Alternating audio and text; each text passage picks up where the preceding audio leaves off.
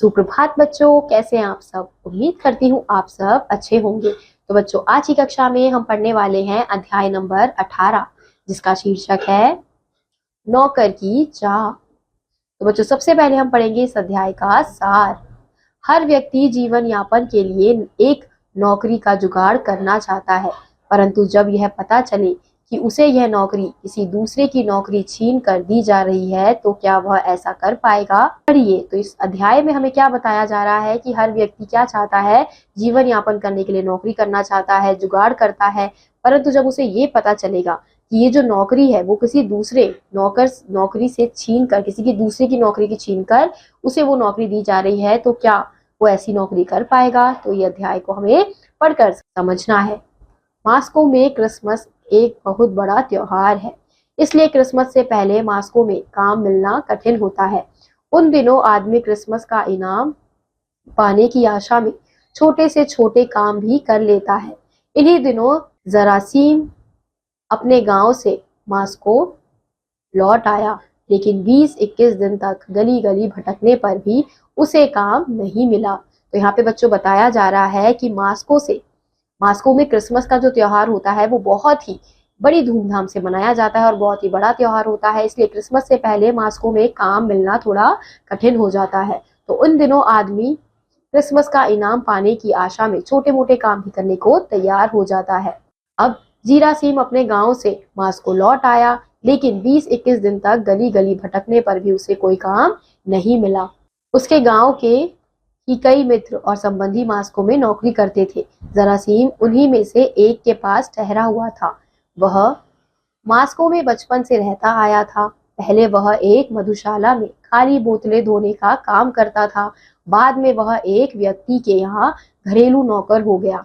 वह अब भी वही होता यदि उसे फौजी काम के लिए गांव ना बुलाया गया होता। ना जाने क्यों उसे फौज में भर्ती नहीं किया जा सका। वह गांव के जीवन का अभ्यस्त नहीं था, इसलिए वह मॉस्को वापस आ गया। तो यहाँ पे बताया जा रहा है कि उसके गांव में के कई मित्र जो थे, कई संबंधी जो थे, वो मॉस्को में ही काम करते थे, नौकरी करते थे। तो जरासीम जो है वो उन्हीं के साथ वहां पे रहता था।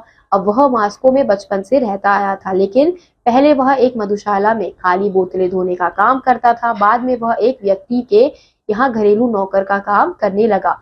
वह अब भी वही होता, पर उसे अगर फौज के काम के लिए नहीं बुलाया जाता, लेकिन ना जाने क्यों उसे फौजी में भर्ती नहीं किया जा सका।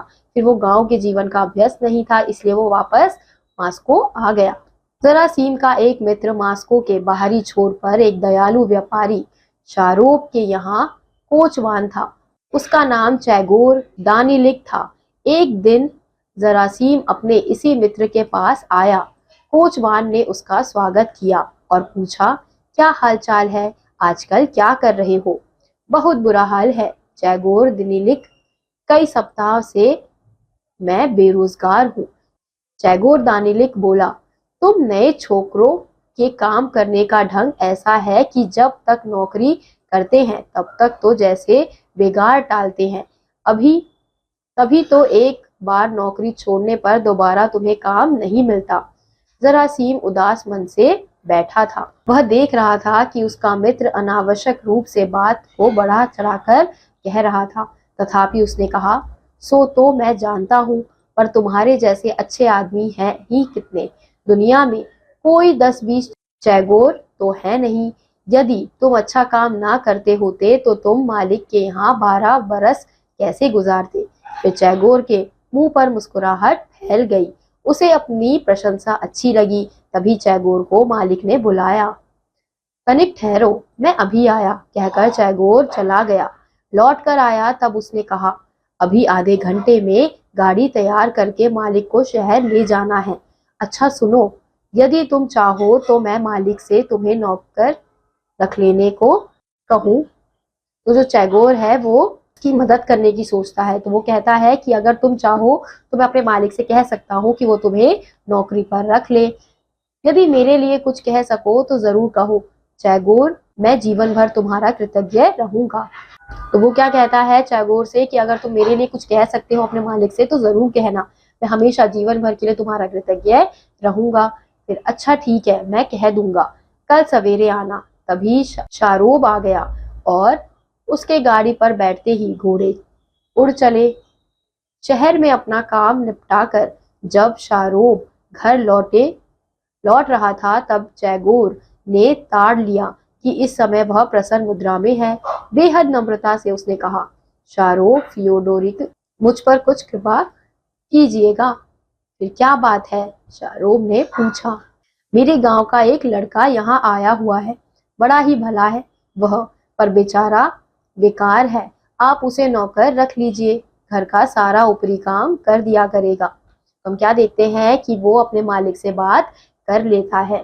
फिर और पोलीकार कार्पिक क्या करेगा? वह बूढ़ा किस काम का है? अब तो उसे निकाल देना चाहिए। यह तो ठीक नहीं है।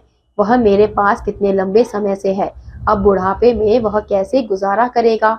माना कि वह आपके पास बरसों से नौकर रहा है, तो इससे क्या हुआ? कोई मुफ्त में तो उसने काम किया नहीं है, काम के लिए उसे पैसे मिला है, और फिर बुढ़ापे के लिए उसने कुछ ना कुछ बचाकर रख ही लिया होगा। फिर जो उसका मालिक है वो कहता है कि फिर पोलीकार्पिक का क्या होगा, क्योंकि एक पोलीकार्पिक है जो यहाँ पे पहले से ही नौकरी करता है, उनका नौकर है।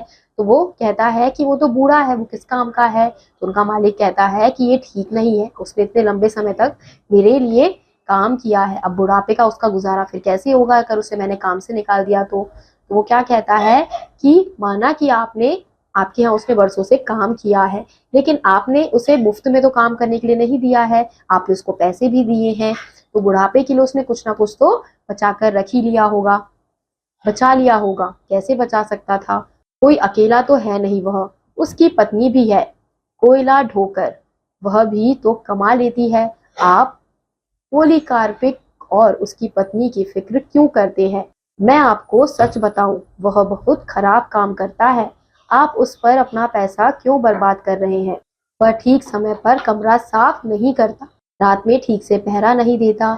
जिस दिन रात को पहरा देने की उसकी बारी आती है, रात भर में कम से कम 10 बार घर जाकर सोता है, पर वह करे भी क्या, ठंड उससे सही नहीं जाती है। तब भी यह बात बुरी है, मेरे पास वह 15 वर्ष से काम कर रहा है, अब बुढ़ापे में उसे निराश्रित कर देने से पाप लगेगा। अब हम फिर क्या देखते हैं कि अब वो क्या करता है, वो उस बूढ़े आदमी के लिए झूठ झूठ बोलता है कि आप पोलीकार्पिक और उसकी पत्नी की फिक्र मत कीजिए, मैं आपको सच बताता हूँ कि वो बहुत काम खराब करता है, आप पैसा बर्बाद कर रहे हैं। वह ठीक समय पर कमरा साफ नहीं करता है, रात में ठीक से पहरा नहीं देता है, और दिन रात को पहरा देने की उसकी जब बारी आती है तो वो रात भर क्या करता है, कम से कम 10 बार घर जाकर सो जाता है। अब उसकी भी गलती नहीं है, उसे बहुत ज्यादा ठंड लगती है, उसे ठंड बर्दाश्त नहीं होती है। फिर उसका मालिक कहता है तब भी ये बात बुरी है, हम उसे ऐसे नहीं छोड़ सकते, उसने 15 वर्ष मेरे यहाँ पर काम किया है, अब बुढ़ापे में उसे निराश्रित कर देने से मुझे पाप लगेगा। पाप? आप उसका कुछ बिगाड़ थोड़े ही रहे हैं, वह भूखा तो मरेगा नहीं, दान गृह में चला जाएगा, मजे से बैठा बैठा खाएगा। शारोब ने चैगोर की बात पर कुछ देर विचार किया और बोला, अच्छा तो उस लड़के के लिए कुछ ना कुछ करूंगा। साहब उसे जरूर नौकरी दीजिए, मुझे उस पर बहुत दया आती है। चैगोर ने लगभग चिरौरी करते हुए कहा। अगली सुबह जरासीम चैगोर के पास आया और उसने पूछा, कहो कुछ किया मेरे लिए? कोचवान ने जवाब दिया, हाँ सब कुछ कर दिया, आओ चाय पी ले, फिर मालिक के पास चलेंगे। फिर हम क्या देखते हैं कि जो शारोब होता है वो चैगोर की बात पर थोड़ा सा विचार करता है, फिर वो कहता है अच्छा तो उस लड़के के लिए मैं कुछ ना कुछ करूंगा। फिर वो कहता है जरूर साहब, आप उसे नौकरी पर रख लीजिए, मुझे उस पर बहुत दया आती है। फिर चैगोर ने लगभग चिरौरी करते हुए उसे कहा।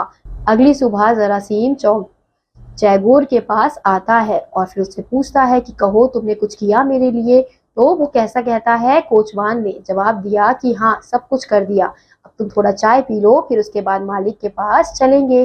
परंतु जरासीम के लिए चाय में कोई रुचि नहीं थी, वह नौकरी के बारे में निश्चिंत हो जाना चाहता था। फिर भी शिष्टाचार के नाते उसने जल्दी जल्दी चाय पी ली। अब वो चाय में उसकी कोई भी रुचि नहीं थी, वो तो बस इसलिए पी रहा था क्योंकि उसे जल्दी जल्दी से नौकरी के बारे में जानना था। फिर चाय पीकर दोनों शारोब के पास पहुंचे। शाहरुख ने उससे पूछा, तुम पहले कहाँ काम करते थे? जरासीम के उत्तर देने पर शाहरुख ने कहा, मैं तुम्हें ऊपर के काम के लिए नौकर रख सकता हूँ, कल सुबह से काम पर आ जाओ। फिर नौकरी पाकर जरासीम खुशी से झूम उठा। उसने कृतज्ञ भाव से टैगोर के सामने हाथ जोड़ लिए। टैगोर ने कहा, अच्छा, तो अब अपना काम अच्छी प्रकार से करना, नहीं तो मुझे मालिक के सामने शर्मिंदा होना पड़ेगा। यदि तुम एक काम में गलती करोगे तो मालिक तुम्हारे हर काम में गलती निकाला करेगा और तुम्हें चैन से नहीं रहने देगा। फिर नौकरी पाकर जरासीम बहुत ज्यादा खुश होता है और वो टैगोर के आगे हाथ जोड़ता है और उसे शुक्रिया कहता है। तो टैगोर कहता है कि तुम अपना काम अच्छे से करना, क्योंकि अगर तुम अपना काम अच्छे से नहीं करोगे तो मुझे बहुत शर्मिंदा होना पड़ेगा, और मालिक ने अगर तुम्हारा एक काम भी देख लिया कि तुम अच्छे से नहीं कर रहे हो तो वो तुम्हारे सारे कामों में कमी निकालेंगे, गलती निकालेंगे। तो इसलिए तुम ध्यान से सारा काम करना। अच्छा ठीक है, कहकर जरासीम चल दिया। कोठी से बाहर फाटक तक जाने के लिए एक चौगान पार करना पड़ता था। जरासीम वहीं से बाहर जाने लगा। चौगान के एक कोने में एक कोठरी थी। कल से जरासीम को उसी कोठरी में रहना होगा। कोठरी में बत्ती जल रही थी। जरासीम उस कोठरी की झलक देखने के लिए उत्सुक हुआ, परंतु खिड़की बंद थी। उसके पल्लों पर बर्फ जम गई थी, इसलिए अंदर झांक कर देखना संभव नहीं था। फिर भी वह खिड़की से सटकर खड़ा हो गया। अंदर कोई बात कर रहा था। क्या होता है, कोठी के बाहर एक फाटक तक जाने के लिए एक चौगान पार करना पड़ता है। तो जरासीम वहीं से बाहर जाने लगा था। तो चौगान के बाहर कोने में एक कोठरी थी और कल से जरासीम को उसी कोठरी में रहना था। तो कोठरी में बत्ती सी जल रही थी। तो जरासीम उस कोठरी की झलक देखने के लिए बहुत ज्यादा उत्सुक हो जाता है, लेकिन जो खिड़की होती है वो बंद होती है, तो उसके अंदर पल्लों पर बर्फ जम गई होती है, इसलिए अंदर झांक कर देखना उसके लिए संभव नहीं होता है। फिर भी वह खिड़की से सटक कर खड़ा हो जाता है और अंदर कोई बात कर रहा होता है। तो अब हम क्या करेंगे? एक आवाज आई। मैं क्या बताऊं, क्या बता सकता हूँ? भीख मांगनी पड़ेगी, और क्या, और हम कर ही क्या सकते हैं? अब कुछ नहीं रहा। दूसरी आवाज आई। तो अंदर से आवाज आ रही होती है, क्योंकि वो जो बूढ़ा आदमी होता है वो बात कर रहा होता है अपनी पत्नी से। तो उसकी पत्नी कहती है कि अब हम क्या करेंगे? तो बूढ़ा आदमी कहता है कि मैं क्या कर सकता हूँ, अब भीख मांगने के अलावा हमारे पास और कोई रास्ता नहीं है। फिर दूसरी आवाज आई। हाँ, हम गरीबों की जिंदगी कितनी बुरी है। हम सवेरे से लेकर आधी रात तक काम में जुटे रहते हैं और ऐसे ही सारी जिंदगी बिता देते हैं, और तब एक दिन सुनते हैं, निकल जाओ यहाँ से। फिर जो उसकी पत्नी है वो क्या कहती है कि हम गरीबों की जिंदगी तो ऐसी ही होती है, हम सुबह से लेकर शाम तक काम करते रहते हैं और सारी जिंदगी इसी काम में निकाल देते हैं, लेकिन हमें एक दिन क्या सुनना पड़ता है कि यहाँ से निकल जाओ। अब हम क्या करें? मालिक कोई हमारा संबंधी तो है नहीं, उसके सामने रोना धोना बेकार है, वह तो अपना फायदा ही देखेगा ना। और इसमें मालिक का इतना दोष नहीं है जितना कि उस कोचवान का। टैगोर अपने किसी दोस्त को नौकरी दिलाना चाहता है। फिर वो जो बूढ़ा आदमी है वो क्या कहता है कि अब हमारे जो मालिक है वो, उसका हमारे साथ ऐसा तो कोई संबंध है नहीं, वो तो हमारे रोना धोना उनके सामने बेकार ही है, और वह तो अपना फायदा ही देखेंगे। लेकिन इसमें मालिक का इतना दोष नहीं है जितना कि उस कोचवान का है। टैगोर अपने किसी दोस्त को नौकरी पर रखना चाहता था। हाँ, वही विष की गांठ है, पर मैं उसकी सारी चालाकी निकाल दूंगी। मैं मालिक से शिकायत कर दूंगी कि वह घास और दाना चुरा चुरा कर बेचता है। अरे नहीं, जाने भी दो, क्यों बुढ़ापे में पाप मोल लेती हो? पाप कैसा? जो कुछ मैं कह रही हूँ वह सच नहीं है क्या? फिर हम कर ही क्या सकते हैं? हम कहाँ जाएं? कमबख्त कोचवान ने तो हमारा सत्यानाश कर डाला। जरासीम ने जब यह सुना तो उसे ऐसा लगा मानो किसी ने उसके कलेजे में छुरी भोंक दी हो। यह नौकरी कर लेने पर इस वृद्ध दंपति पर कैसी मुसीबत पड़ेगी, इसकी कल्पना करके वह कांप उठा। कुछ देर पागल सा खड़ा रहने के बाद वह कोचवान के कमरे की ओर लौट पड़ा। अरे, क्या कुछ भूल गए?